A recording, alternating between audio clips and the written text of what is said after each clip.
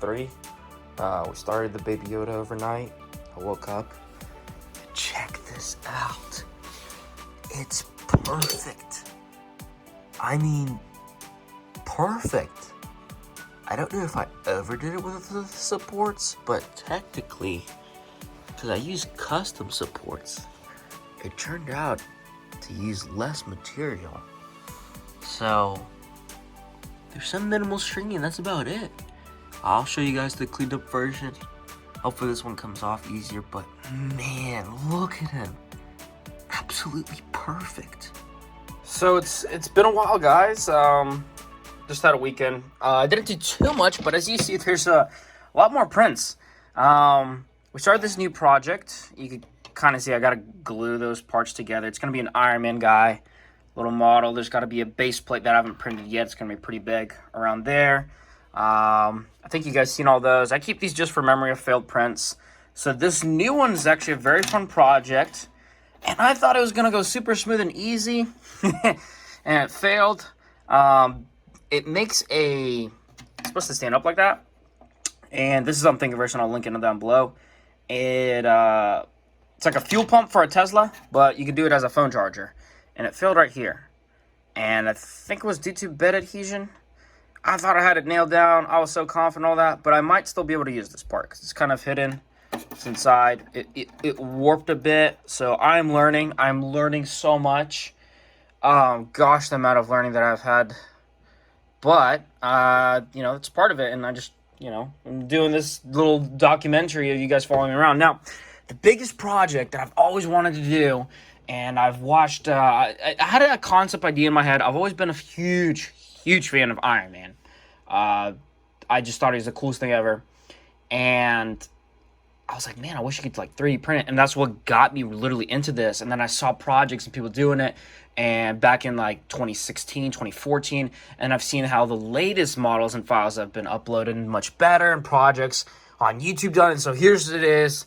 This is my big print. This is what this has been leading up to. This has been, you know, I've been learning, but these are kind of different. They're small and tiny prints, and buying and waiting for them to ship these other tools I need to, you know, sand it, to prime it, and glue it, and learn all that.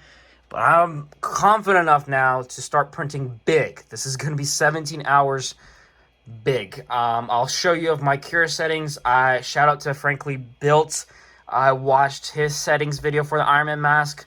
I loved how his suit came out, and that's the one I want to try to do. We'll see how it goes. So, here we go.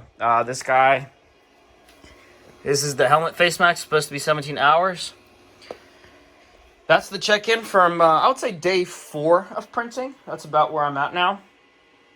It's been a wild ride. As you see, you have some red filament now. Gray filament just came in today. Haven't even unboxed it yet. Haven't even tried the red. That's for the fun Tesla little project I'll have.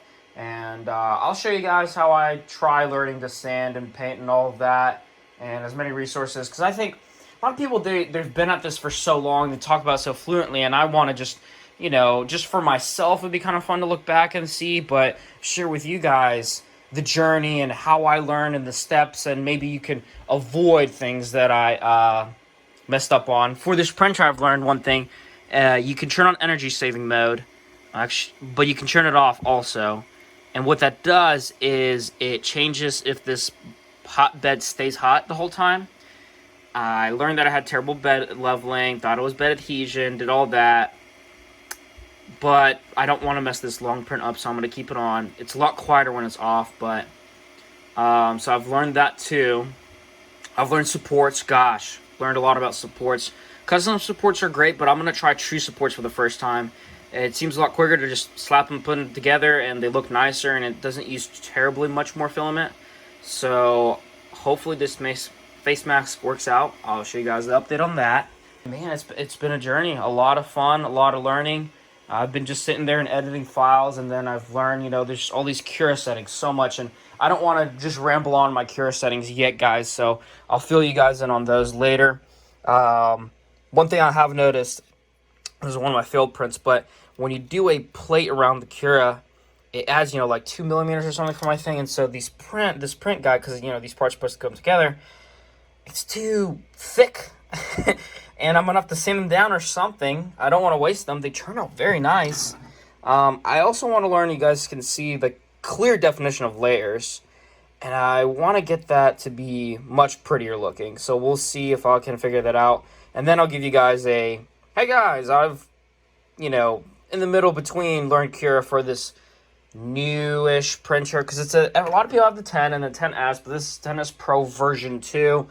I'm using a profile someone did for a 6mm nozzle, although I have a 4.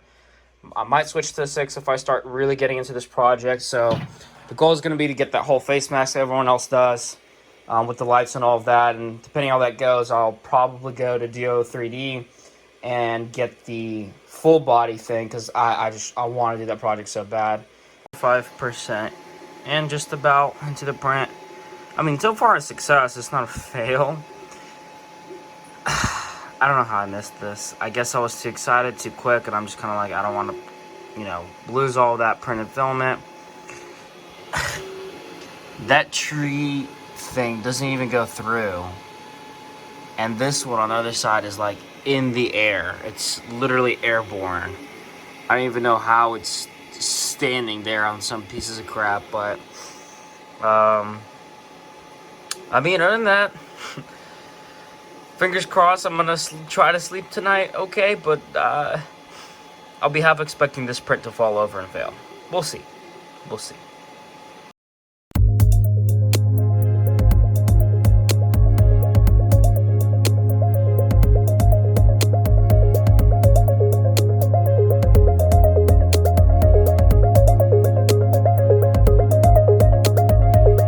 I'm so happy. Check it out. Fully done. And, just so you guys can see, because I don't think a lot of people show, the supports and how I did this. And I mean, other than that one that you see is broken there in the corner, I'm pretty happy with why I did them. It's pretty firmly on. As you see, I'm shaking it. I mean, it's not going to fall. Probably overkill, but I'm learning. I'd rather do more supports and not fail a print than less. So, yeah. So I got this one to work, and it's very sturdy. I thought, this wouldn't be as sturdy as it is. It is super strong. So I'm happy. I'm content. Y'all will see a time-lapse video too.